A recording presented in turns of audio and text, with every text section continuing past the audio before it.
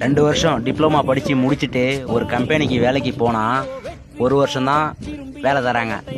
அடுத்தது புதுசாக வர பசங்களை டிப்ளமா ஐடிஐ முடிச்சுட்டு வர பசங்களை கம்பெனியில் சேர்த்துக்கிறாங்க. அதுக்கு என்ன ரீசன் பார்த்தீங்கன்னா, இப்போது நாங்கள் ஒரு 3 வருஷம் 4 வருஷம் வேலை பார்க்குறோம்.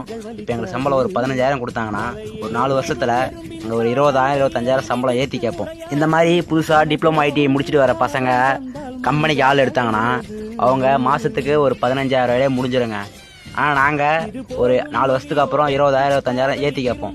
இந்த மாதிரி அவங்க வர புது பசங்களை எல்லாம் 1 இயர் முடித்த உடனே வெளில அனுப்பிச்சிட்டே இருந்தாங்கன்னா இந்த கம்பெனிக்கு ஓரளவுக்கு லாபம் கிடைக்கும். அதனால தான் இந்த மாதிரி ஆள் எடுத்துகிட்டே இருக்காங்க. உங்கள் காலேஜுக்கு இன்டர்வியூக்கு வந்தாங்கன்னா நல்ல கம்பெனியாக பர்மனெண்ட் பண்ணுவீங்களா அப்படின்னு கேட்டுட்டு ஜாயின் பண்ணுங்கள்.